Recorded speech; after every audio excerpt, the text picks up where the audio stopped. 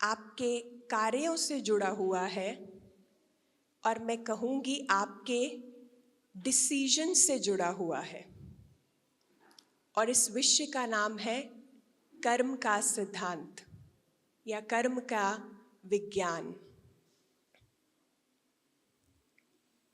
तो हम सब ने सुना है कहीं ना कहीं कि जैसा करोगे वैसा पाओगे या भोगोगे। भोग मेरे को एक नेगेटिव वर्ड लगता है, तो मैं भोग नहीं यूज़ करती।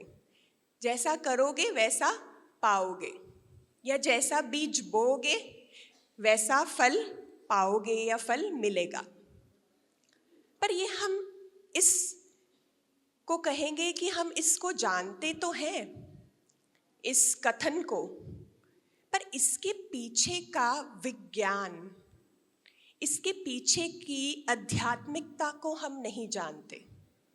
हम कहते हैं रोज डेली कोई ना कोई कह ही देता है, किसी के जीवन में कुछ अच्छा नहीं होता तो हम कहते हैं ये तो भुगतना ही पड़ेगा, ये तो भोगना ही पड़ेगा तुम्हें, शायद तुमने कुछ किया हो तो इसको भोग लो। अब हम ऐसे शब्द कहते हैं, पर आज हम इसके भीतर के विज्ञान को जानेंगे, इसकी आध्यात्मिकता को जानेंगे कि क्या है इसके पीछे का कारण, और इसका सॉल्यूशन भी जानेंगे कि कैसे हम इस पर काम कर सकते हैं अपने कर्मों पर, और कैसे कर्मों से हम आगे ऊपर अपने जीवन को मुक्त कर सकते हैं इन कर्म बंधनों से। तो शुरू करने से पहले मैं आपको एक कहानी सुनाना चाहूँगी, क्योंकि कहानी मुझे बहुत प्रिय है। क्योंकि मैं बच्चों के साथ काम करती हूँ तो मुझे लगता है कि हर जन कहानी से रिलेट करता है, और जो आप कहना चाहते हो वो बहुत इजीली व्यक्त हो जाता है कहानी के तौर पर, और कहानी हमेशा याद भी रहती है। क्योंकि हम भी जब बचपन थे तो हमारे दादा नानी ने जो भी कहानियाँ सुनाई, कहीं ना कहीं उसका प्रभाव हमारे मन पर, उसकी छवि बनी रहती है। तो ऐसे ही एक कहानी है। ये कहानी है एक घने जंगल की, कि बहुत घना जंगल होता है, बहुत बड़ा जंगल होता है। तो इस जंगल में एक बहुत बूढ़ा वृद्ध बरगद का पेड़ लगा होता है, बहुत पुराना। तो उस पेड़ पर दो यात्री आते हैं। जो पहला यात्री आता है वो बड़ा थका हुआ होता है, और पर उसका मन जो होता है वो शांत होता है। तो वो उस बरगद के पेड़ को देखता है और उस पेड़ के नीचे छाया लेता है, आराम करता है।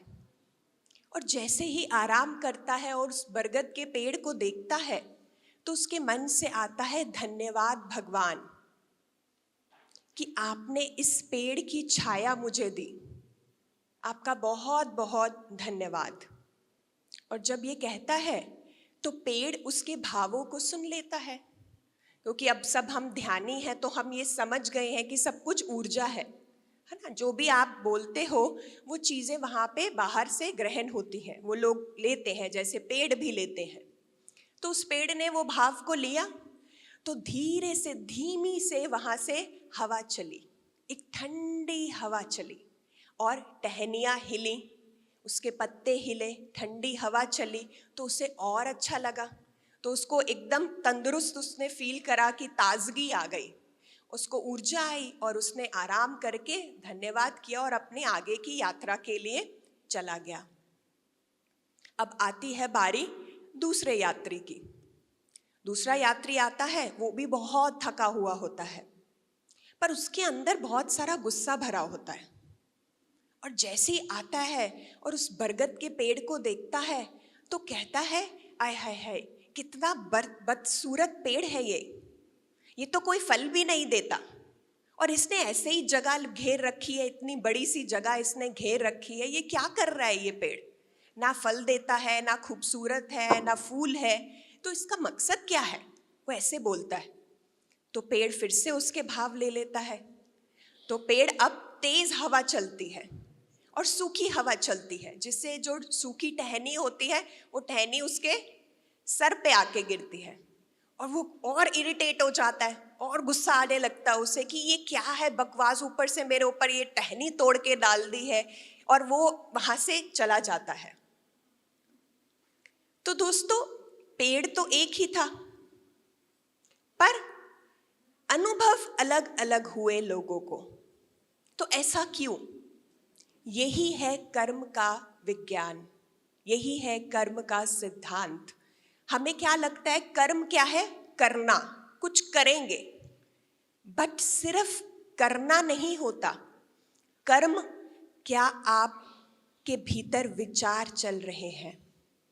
कर्म है आप कैसा सोचते हैं, कर्म है आप कैसा बोलते हैं, कर्म है आप कैसा कार्य करते हैं।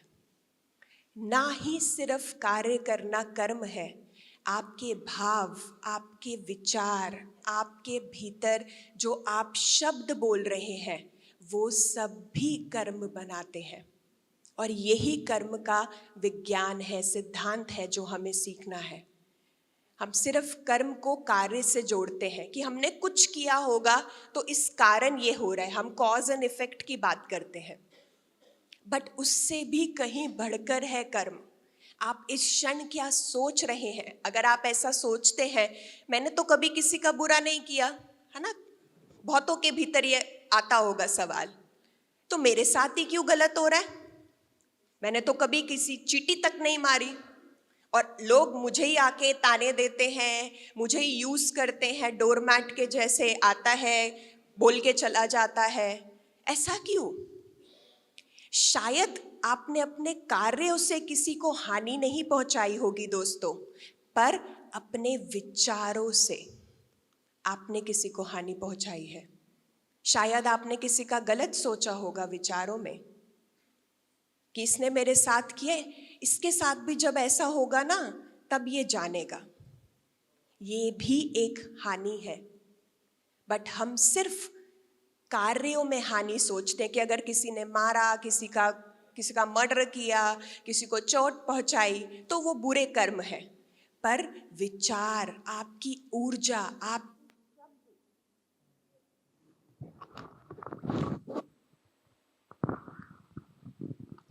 आपके शब्द भीतर क्या चल रहे हैं, वो भी हमारे कर्म सिद्धांत को ही देखते हैं। तो इस कर्म सिद्धांत के बारे में हम और जानेंगे, डिटेल में जानेंगे कि कर्म क्या है और कितने प्रकार के कर्म होते हैं। तो मैं चाहूँगी अब हितेश को कि वो आगे इस चीज़ को और एक्सप्लेन करें और आप इसको गहरा समझें, और हर चीज़ पे दोस्तों आप थोड़ा चिंतन और मनन करें, है ना, इंट्रोस्पेक्ट करें। जो भी हम बता रहे हैं आपको, आप अपने अंदर सोचिए, क्या मेरे साथ भी ऐसा होता है, या क्या मेरे अंदर भी ऐसे विचार चलते हैं? क्योंकि जितना आप मनन चिंतन साथ करेंगे, आप समझ पाएंगे अपने आप को कि जो आपके जीवन में हो रहा है वो क्यों हो रहा है और उसका क्या कारण है। और वो कारण कहीं बाहर नहीं है, वो हम ही है। जो भी अनुभव हो रहे हैं, हम ही अपने अनुभवों के स्रोत होते हैं, सोर्स होते हैं। We are the source of our experiences, nobody else, कोई और नहीं है। हम सोच रहे हैं उसने मुझे मारा तो मेरे को ये अनुभव हुआ, पर वो मार खाना, वो सिचुएशन होना, वो अनुभव लेना, सब कुछ मेरे कारण ही हो रहा है। तो वो हम जानेंगे। तो दोस्तों, एक बार एक महिला के बच्चे की डेथ हो जाती है। और कैसे डेथ होती है? बच्चे को सांप काट लेता है। बच्चा खेल रहा था तो बच्चे को सांप ने काट लिया। तो माँ आके देखती है और उसे पता चलता है कि मेरे बच्चे के पाँव पर 2 छोटे स्पॉट्स बने हुए हैं, तो सांप ने यानी कि मार दिया मेरे बच्चे को, क्योंकि बच्चा नीला पड़ गया। तो माँ को एकदम से बड़ा दुख होता है, रोष होता है कि ऐसा क्यों, ये क्या हो गया। और वो थोड़ा रोने लगती है। उसके रोने की आवाज सुनकर उसका पड़ोसी होता है एक सपेरा, वो आ जाता है। वो देखता है कि अम्मा क्यों रो रही है, और वो जब देखने आता है तो देखता है कि माँ रो रही है क्योंकि बच्चे को सांप ने काट लिया। उसे बहुत गुस्सा आता है कि ऐसे कैसे बच्चे को सांप ने काट लिया। मैं चाहे दुनिया के किसी भी कोने में वो सांप छिप जाए, मैं उसको ढूंढूंगा और उसको इस माँ के सामने लेकर आऊंगा। पर माँ कहती है कि देखो, तुम्हारा ऐसे करने से मेरा बच्चा तो वापस नहीं आएगा, तो छोड़ दो। पर वो कहता नहीं, मैं तो ढूंढ के लेकर आऊंगा। फिर वो कहती है तुम्हें जो करना है करो। तो वो इर्द गिर्द झाड़ियों में अलग अलग जगहों पे सांप को ढूंढने लग जाता है और उसे वास्तव में सांप मिल जाता है। वो सांप को पकड़कर माँ के सामने लेकर आता है।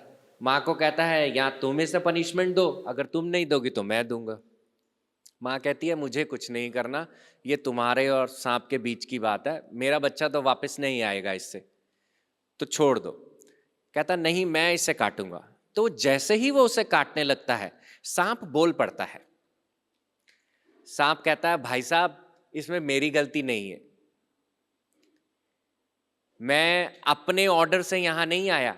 मैं कहूं कि मैंने डिसाइड किया कि मैं बच्चे को जाके काट लूं, मेरे को तो किसी ने ऑर्डर दिया, तो मैं उस ऑर्डर को फॉलो कर रहा हूं। तो सपेरे ने कहा बताओ किसने ऑर्डर दिया? कह रहा मुझे मृत्यु ने ऑर्डर दिया कि इस बच्चे की मृत्यु सांप के डसने से होएगी। मैंने तो एक परिस्थिति बनाई, पर ये मेरा डिसीजन नहीं था, मेरी चॉइस नहीं थी। तो अगर आपको किसी का गला पकड़ना, जाके आप सांप मृत्यु का पकड़ो। तो ढूंढते ढूंढते वो मृत्यु के पास पहुंच जाता है। मृत्यु को कहता है कि तुमने इतने छोटे से बच्चे की इतनी निर्मम हत्या की, तुम्हें शर्म नहीं आती? मृत्यु भी बोल पड़ती है। वो कहती है मैंने नहीं मारा, मेरे को भी किसी का ऑर्डर मिला था, मैंने तो उस ऑर्डर को फॉलो किया है। तो तुम्हें अगर वास्तव में किसी से बात करनी है, उससे जाके बात करो। तो वो बताता है कि मैंने टाइम का ऑर्डर फॉलो किया, समय का, क्योंकि इस बच्चे का समय आ गया था मृत्यु का, और मृत्यु ने एक परिस्थिति बनाई। तो जो कोई भी इसका वास्तव में इसका जो रिस्पॉन्सिबल है वो है समय। तुम जाओ, जाके समय का गला पकड़ो। तो वो आखिरकार समय को भी ढूंढ लेता है। तो समय को कहता है तुम्हें शर्म आनी चाहिए, कैसे कैसे, चलो वृद्ध को तो ले जाओगे बात अलग है, पर एक छोटा सा 6 साल का बच्चा तुम ले गए, तुम्हें शर्म नहीं आती? समय भी बोल पड़ता है अरे मैंने कुछ नहीं किया भाई, मेरे को भी किसी का ऑर्डर मिला था, मैंने उसका ऑर्डर फॉलो किया है, और मेरे को ऑर्डर मिला था कर्म का, कि इस बच्चे का एक कर्म है, उसके अनुसार समय निर्धारित हुआ, समय के अनुसार डेथ निर्धारित हुई, और डेथ ने एक परिस्थिति बनाई। कभी कभी हमें अपने जीवन में लगता है ना कि अच्छे लोगों के साथ बहुत बुरा होता है। आप में से किस किस को लगता है कि क्यों अच्छे लोगों के साथ ही बुरा होता है? और जो हमारा पड़ोसी इतना बुरा है, अपना टैक्स छुपाता है, धूर्त है, कपटी है, अपनी बीवी को मारता है, वो दिनों दिन बलवान होता जा रहा है, सब ऐशो आराम है। ऐसा लगता ना हमें कि अच्छे लोगों के साथ बुरा हो रहा है और बुरे लोगों के साथ अच्छा हो रहा है। और कभी कभी हम अपनी अवस्था को देखकर ठीक हो जाते हैं, पर वहां जो फुटपाथ पर एक व्यक्ति बैठा है, ठंड में अपनी नींद निकाल रहा है, उसको देख के हमें होता है कि यार, क्योंकि एक समय में तो हम कहते हैं कि आत्मा अपने लिए सब कुछ निर्धारित करती है। अगर आत्मा अपने लिए शरीर भी निर्धारित करती है, तो क्यों पैदा होगी वो एक भिखारी बन के? वो हमेशा राजा बन के क्यों नहीं पैदा होती? क्यों हर कोई व्यक्ति अंबानी के घर क्यों नहीं पैदा होता? क्यों हम ऐसे घरों को चुनते हैं जहां हमें कुछ परिस्थिति, कुछ कठिनाई, कुछ लिमिटेशंस का सामना करना पड़ता है? क्यों कई बच्चे इतने भरपूर तंदुरुस्त पैदा होते हैं, और कई बच्चे जिनके एम्प्यूटेट, मतलब कि उनका लेग खराब है, या शुरुआत से ही उनको 1 वर्ष की आयु हुई नहीं और उनके अंदर ADHD, ऑटिज्म डायग्नोज हो जाता है? ऐसा क्यों? ये सब खेल है हमारे कर्म का। अब जैसे कि हमारी एक पुरानी पीढ़ी चलती आ रही है, एक पुरानी व्यवस्था जो कर्म को लेकर चलती आ रही है, हम किसी के साथ बुरा होता है तो हम उसे आसरा देते देते ये भी कह देते हैं तुम्हारे कर्म बुरे होंगे। पर क्या वास्तव में कर्म बुरे अच्छे से ही हमें फायदा होता है या कुछ और है कर्म का सिद्धांत? क्योंकि एक डेफिनेशन हम इसकी जानते हैं, कर्म इज इक्वल्स टू एक्शन। कर्म यानी कि कोई कृत्य करना। मेरा हाथ उठ रहा है, यह भी एक कर्म है। मेरी जिह्वा बोल रही है, यह भी एक कर्म है। आपके कान सुन रहे हैं, यह भी एक कर्म है। ये सब कर्म है। आपके बाहर जो चल रहा है, आपके अंदर जो चल रहा है, वो सब कर्म के अंतर्गत है। तो यानी कि हमारा किसी भी प्रकार का जो कृत्य है वो हमारा कर्म है। पर क्या केवल कर्म इतना ही है? तो मैं आपको दो चीजें बताऊंगा कर्म के बारे में जो आप अपनी डेफिनेशन में ऐड कर सकते हैं। आप दो चीजें ऐड करना चाहेंगे कर्म के बारे में, अपनी जो परिभाषा है उसको बढ़ाना चाहेंगे। सबसे पहली बात कि कर्म एक बैलेंसिंग एक्ट है। जैसे हम एक बैलेंस शीट बनाते हैं, debit and credit and assets and liabilities सब कुछ लिखते हैं, वैसे ही कर्म हमारा बैलेंसिंग एक्ट होता है। आप कोई चीज बोओगे, आपने आम का बीज बोया तो आपको क्या खाने को मिलेगा? आम ही खाने को मिलेगा। क्या आप उस आम के पेड़ से बाहर जितना भी प्रयास करने से, अच्छी खाद डालने से उसमें से अमरूद खा सकते हो? नहीं खा सकते। तो अमरूद खाने के लिए क्या करना होगा? अमरूद का बीज लगाना होगा। ठीक उसी प्रकार से दोस्तों, हमारे कर्म भी एक बीज की तरह है। अगर हमने ऐसा कर्म कोई बोया है तो उसका परिणाम भी उसी के प्रकार से हमारे सामने आएगा। पर यह पनिशमेंट नहीं है। हमें लगे कि ऊपर कोई छड़ी लेके बैठा है जो मेरे को चलाएगा, मेरे ऊपर छड़ी मारेगा और मुझे बताएगा कि तुमने इतने बुरे काम किए, है ना? आप में से किस किस ने गरुड़ पुराण के बारे में पढ़ा है?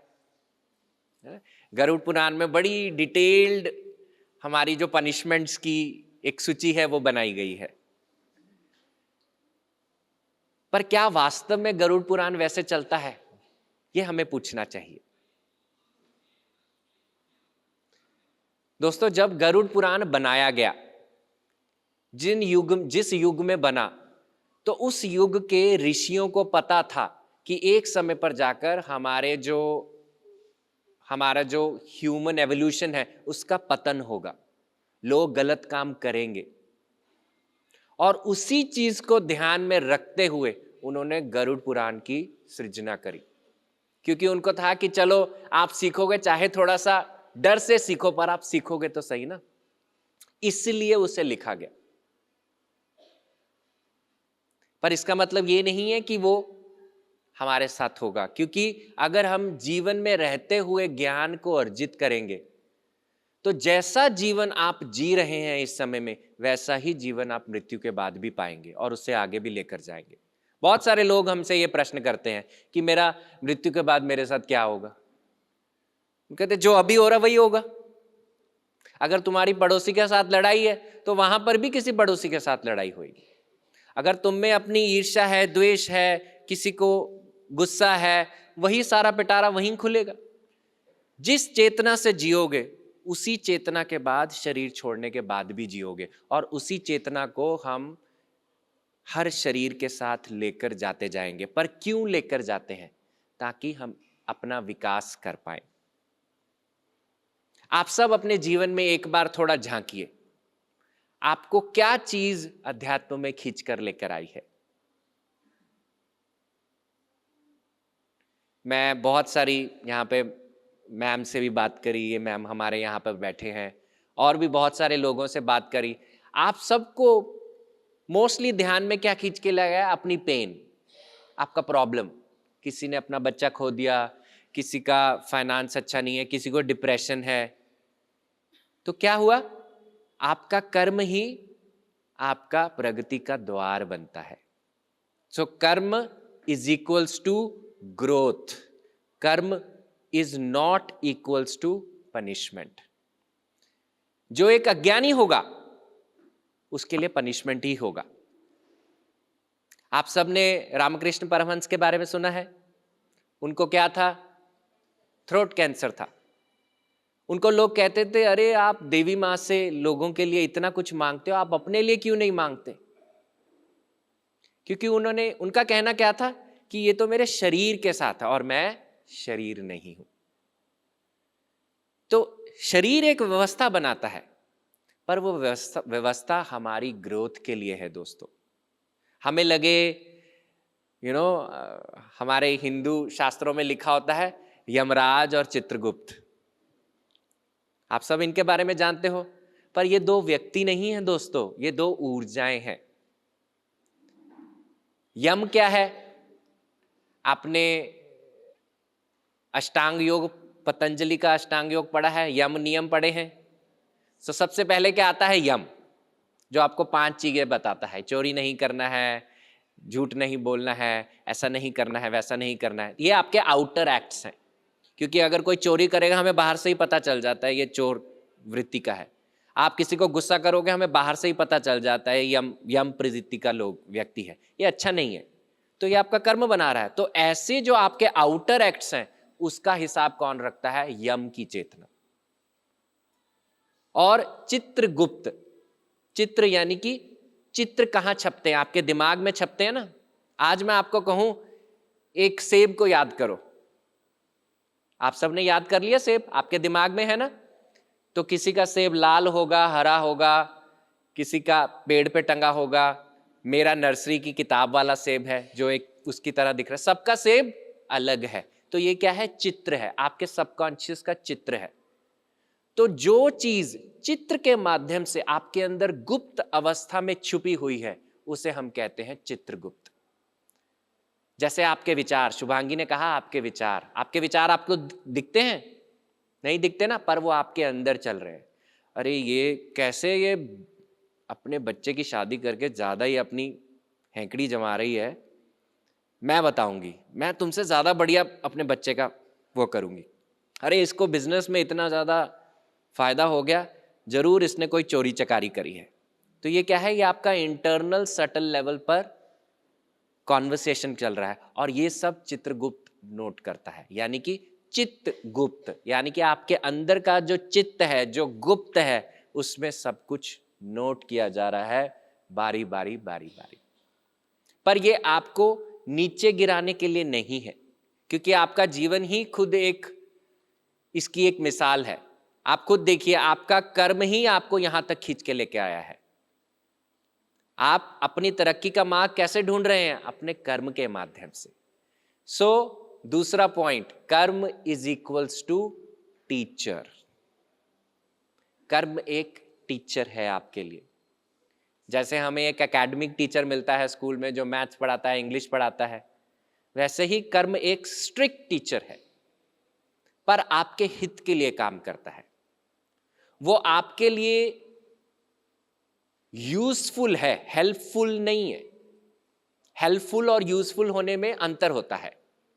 जैसे आज फॉर एग्जाम्पल कोई बहुत रो रहा है, तो मेरा मन करेगा कि हाय इनकी हेल्प कर दो। फॉर एग्जाम्पल मुझे बाहर कोई व्यक्ति मिले और उसकी प्रवृत्ति है सबको कहना कि मुझे थोड़ा पैसा दे दो, पैसा दे दो। आप सबको भी फुटपाथ पे मिलते होंगे, आपको रोड साइड पे मिलते होंगे, रेड लाइट्स पे मिलते होंगे।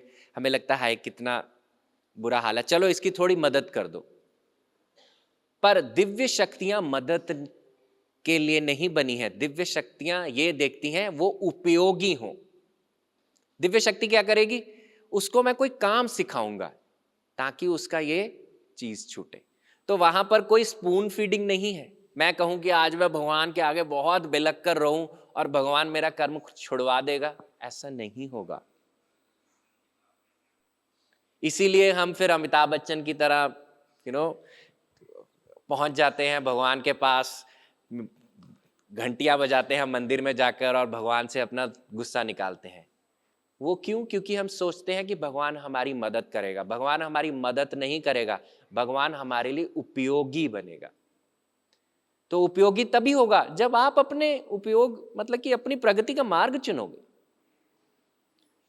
अगर आप एक चीज में अटके हुए हो, आपको लगता है कि आपके पति ऐसे हैं या आपकी पत्नी ऐसी हैं, आपकी सास ऐसी हैं, आपके ससुर ऐसे हैं, आपका बॉस ऐसा है, आप उनको फिक्स करने की कोशिश करोगे, बाहर से ठीक करने की कोशिश करोगे, अरे आगे से तुम थोड़ा सा इस चीज का ध्यान रखो, वो कुछ समय तो ठीक रहेगा पर बाद में फिर से वहीं पे ही आ जाएगा। आपने भी देखा होगा ऐसा होता है।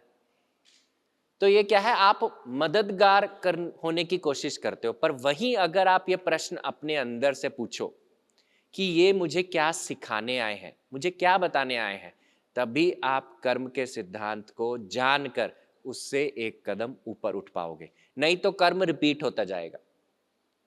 हम बहुत सारे लोगों से मिलते हैं, जिसे मैं एक बड़ी नॉर्मल एग्जाम्पल हमें मिलती है, जैसे किसी बेटी का अपने पिता के साथ लेट्स से रिलेशनशिप अच्छा नहीं है और उनको लगता है कि पिता मेरे को थोड़ा सा लड़कों की तरह बाहर नहीं जाने देते, या मुझे जो करना चाहता हूँ वो करना चाहती हूँ वो करने नहीं देते हैं, मुझे दबाते हैं, मुझे अपने तरीके से कपड़े नहीं पहनने देते। तो घर में एक रिश्ता आता है और रिश्ता कहता है कि चलो जी अब शादी कर दो। तो लड़की बिना सोचे समझे कहती है चलो शादी कर दो। अंदर क्या चल रहा है, शुक्र होगा मेरा पीछा मेरे पिता से छूटेगा,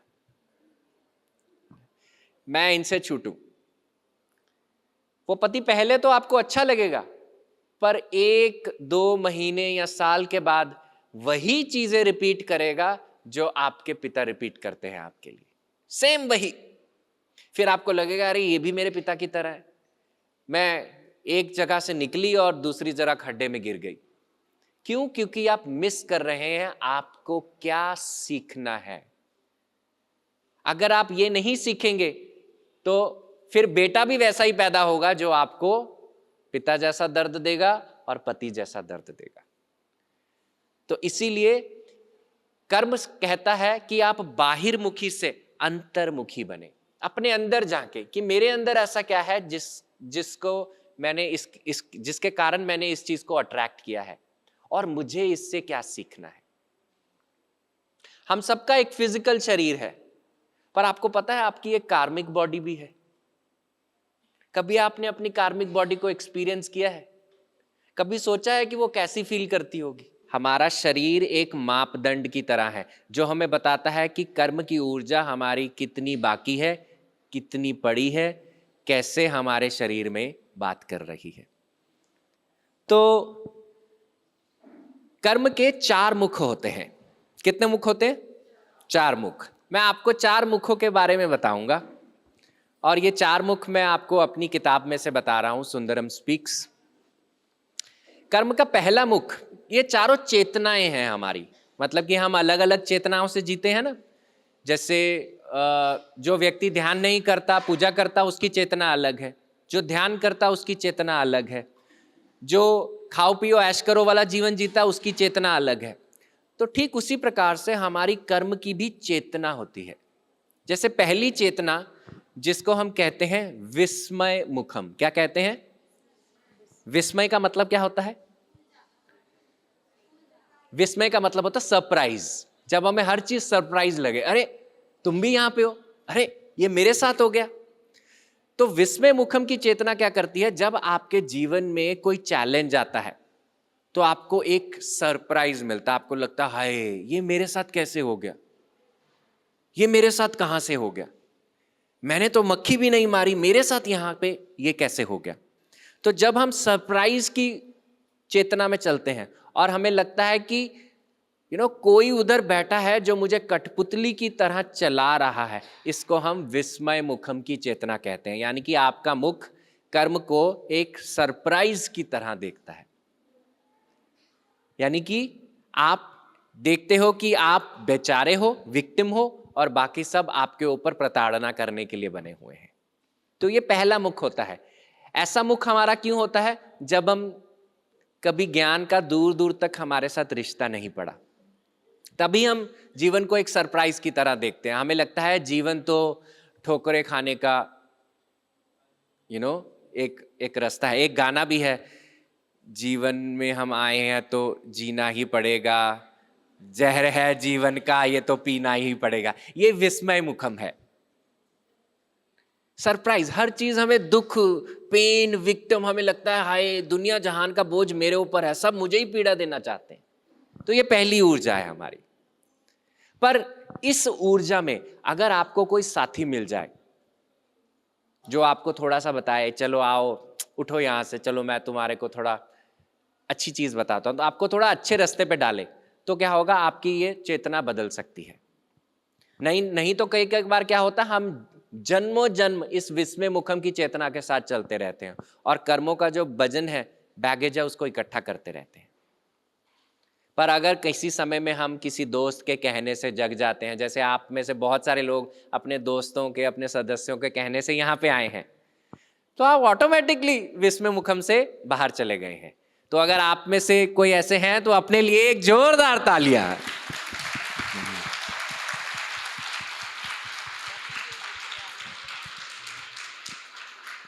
है ना, आप अपने दोस्त के कहने से, कोई वीडियो देखने से, पीएमसी का कुछ देखने से यहां पहुंच गए हैं, तो यानी कि आप विस्मय मुखम को मीलों दूर छोड़ आए हैं। फिर हमारा आता है दूसरा मुख, जिसको हम कहते हैं द्वंद्व मुखम। क्या कहते हैं? द्वंद्व मुखम। द्वंद्व का मतलब क्या होता है? दो। आपने दुर्योधन और भीम का द्वंद्व युद्ध देखा है ना, द्वंद्व कुश्ती, यानी कि दो लोगों के बीच में जो चीज हो उसको हम द्वंद्व कहते हैं। तो यहां पर आपकी जो चेतना है थोड़ी बढ़ जाती है और आपको समझ आने लगता है कि अगर मेरे जीवन में कुछ हो रहा है तो वो उसका प्रभाव भी कहीं ना कहीं मेरे साथ है। आपको ये समझ आने लग जाता है कि अगर कोई कॉज है तो उसका प्रभाव भी है, कारण और प्रभाव साथ साथ चलते हैं। ये आपको कहीं ना कहीं समझ आने लग जाता है। पर यहां पर भी हमारी सोच क्या रहती है कि हाँ, पिछले जन्मों में मैंने बेटा किया होगा, बहुत बुरा काम किया होगा, इसीलिए मेरे घुटने नहीं चलते, है ना। तो ऐसी चीजें आती हैं, तो हम इसको भी पनिशमेंट की तरह देखते हैं। जैसे एक मिसाल के रूप में अगर मैं बताऊं कि एक गाय है और एक गाय का बच्चा है। अगर आप गाय और गाय के बच्चे को थोड़ा सा अलग कर दें, थोड़े समय के बाद आप देखेंगे गाय का बच्चा अपने आप चलता चलता चलता चलता अपनी माँ के पास पहुंच जाएगा। उसको कोई बताए भी नहीं, लेफ्ट राइट बताए भी नहीं, पर वो पहुंच जाएगा अपनी माँ के पास। तो यही रिश्ता हमारे कारण और प्रभाव का होता है। हमारा कारण क्या है? गाय, और हमारा प्रभाव क्या है? बच्चा। आप कारण प्रभाव को जितना मर्जी दूर ले जाएं, पर उनका चोली दामन का साथ है, वो आपस में इकट्ठे हो ही जाएंगे। तो जब हमें ये थोड़ा समझ आने लगता है तो फिर हमारा थोड़ा सा कंप्लेंट भी थोड़ा बंद होने लगता है। हम जब कहते हैं ना, अरे तेरे कारण मेरे जीवन में सारी प्रॉब्लम है, काश मेरी शादी तुमसे नहीं हुई होती तो आज मैं सड़ नहीं रही होती इस घर में, है ना। छोटे बच्चे बहुत सारे सोचते हैं, काश मेरा जन्म श्रीदेवी के घर हुआ होता, मैं भी बड़े घर में रहता। तो ये क्या है? ये कंप्लेंट है। जब आपको ये द्वंद्व मुखम समझ आने लगता है तो आपका कंप्लेंट का जोन बंद हो जाता है, क्योंकि आपको समझ आता है कारण भी मेरा, प्रभाव भी मेरा। पर यहां पर यात्रा खत्म नहीं होगी, फिर तीसरा मुख शुरू होता है। तीसरा मुख जिसको हम कहते हैं अंतर्मुखम, क्योंकि पहले दो मुख क्या है? बाहिर्मुखी हैं। आप समाधान बाहर से ढूंढने की कोशिश करोगे, पर तीसरा मुख अंतर्मुख लेकर जाता है। वो आपको बताता है कि कारण और प्रभाव अगर साथ साथ है तो क्यों है? क्योंकि आपको कुछ सीखना है। ये तीसरा मुख है, अंतर्मुखम।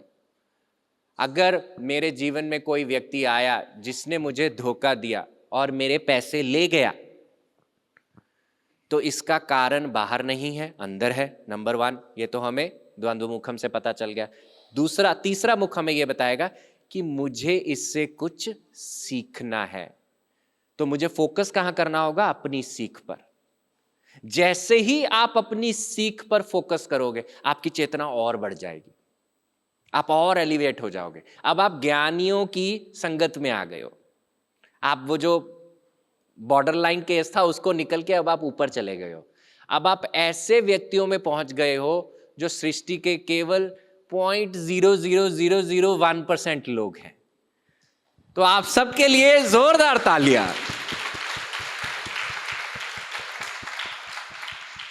तो अब आप वहां पहुंच गए हो। अब क्या है, अब आप कर्म को देखते हो एक लर्निंग की तरह कि मुझे कुछ सीखना है। पर यहां पर भी हमारा अंत नहीं होता, क्योंकि अगर आप कुछ चीजें होंगी तो आपसे कुछ गलतियां भी होंगी और आपको लगेगा कि मैंने गलत किया है, मैं का भाव रहेगा, तो आपको क्या करना पड़ेगा, मैं को उसको भुगतना भी पड़ेगा। फिर चौथा मुख आता है जो बहुत सूक्ष्म और डीप है, इसको हम कहते हैं केवलम मुखम। केवल का मतलब होता है एक, केवलम मुखम यानी कि एक ही मुख, दूसरा और कोई मुख नहीं। तो ये केवलम मुख क्या कहता है कि आप करने वाले हो ही नहीं, ये आपको ये बताता है। जैसे हमारा एक उपनिषद है जिसको हम केन उपनिषद कहते हैं। क्या कहते हैं, केन उपनिषद। केन का मतलब होता है किसके द्वारा, किसके द्वारा। तो ये उपनिषद हमें बताता है कि किसके द्वारा सारा काम हो रहा है, किसके द्वारा सूरज चमक रहा है, किसके द्वारा ये माइक इलेक्ट्रिसिटी चला रहा है, किसके द्वारा मेरा मुख बोल रहा है, किसके द्वारा आपके हाथ चल रहे हैं, किसके द्वारा आपके कान सुन रहे हैं। ये सब क्या है, वो परम शक्ति है। तो दूसरा कोई है ही नहीं। तो जब आप हो ही नहीं तो आपका कर्म कैसे बनेगा। पर इस मुख को समझना मुश्किल है। क्यों? क्योंकि अगर आप कहो मैंने किसी को चांटा मारा और कहा मैंने नहीं मारा, ये तो मेरे अंदर की जो शक्ति है उसने मारा है। मैं आज किसी के घर चोरी कर दूं फिर कहूं ये मैंने नहीं किया, ये तो मेरे अंदर जो विष्णु भगवान बैठे हैं उन्होंने मुझे इंस्पायर किया तुम्हारे घर चोरी करने के लिए। तो ये मुख हमें जल्दी समझ नहीं आता। ये मुख हमें सिखाता है कि आपके जीवन का जो अच्छा है, जो ना अच्छा है, वो आपका कुछ भी नहीं है। पर उस चीज को समझने के लिए पहले आपको जो अच्छा है वो छोड़ना शुरू करो। क्योंकि अगर आप अपनी प्रशंसा के साथ जुड़े रहोगे वो भी आपका कर्म है। आपको लगे कि मैं हजारों लोगों को बाहर खाना खिलाता हूँ, फिलैंथ्रोपी वर्क करता हूँ, इतना सारा दान करता हूँ, तो मेरे तो कर्म अच्छे हैं। पर अब मैं आपको बता देता हूँ आपके अच्छे कर्म भी आपको अटकाएंगे। जन्म तो तब भी होगा। बुरे कर्म केवल नहीं अटकाते, आपके अच्छे कर्म भी आपको अटैचमेंट क्रिएट, जहां पे आप अटैच हुए, यहां पे हमारा इंट्रोडक्शन बोला जा रहा है, पर जैसे ही इंट्रोडक्शन सुन के मेरे को ये होने लगे तो यानी कि मेरा कर्म बन रहा है। कर्म, अगर आप कर्म से ऊपर जाना चाहते हो, एक बार पत्री जी से इस चीज पर बात हो रही थी, तो पत्री सर को किसी ने पूछा कि कर्म को नो कर्म कैसे बना सकते हैं। तो सर ने कहा दिस इज कर्म, ये समझ गए आप, ये कर्म है, मैंने एक एक्शन किया है, ये कर्म है। फिर सर ने कहा दिस इज नो कर्म, ये भी नो कर्म है। कैसे? क्योंकि मेरा करने का जो भाव है वो अलग है। पहले में क्या था, मैं कर रहा हूं, पर दूसरे में क्या है, मेरे अंदर एक सत्ता है, मेरे अंदर एक दिव्य शक्ति है, वो चला रही है। अगर आप मेरे शब्दों से आपको कुछ समझने को मिल रहा है तो ये मैं नहीं दे रहा हूं, मेरे अंदर की जो शक्ति है उसकी प्रेरणा से आपको जा रहा है और उसी की प्रेरणा से आप सुन रहे हो। तो जब हम ऐसे ट्रांजैक्शन करते हैं तो आपका कर्म बनेगा ही नहीं। सो कर्म बिकम्स नो कर्म। तो 4 मुख, पहला मुख विस्मय मुखम, दूसरा द्वंद्व मुखम, तीसरा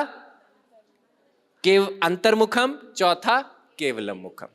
हर ज्ञानी का एक गोल होना चाहिए, क्योंकि आप में से 99.99% लोग कहां पे पहुंच गए हैं, अपने अंतर्मुख में पहुंच गए हैं। क्योंकि जब ध्यान का मार्ग हम पकड़ लेते हैं, हमारी बाहर की आंखें बंद होकर अंतर जाने शुरू होते हैं, तो अंतर्मुखम हो गया है। पर आपको भी उस 0.00001% जगह पर जाना है ताकि हम उस केवलम मुखम को जान पाएं। बदले जीवन।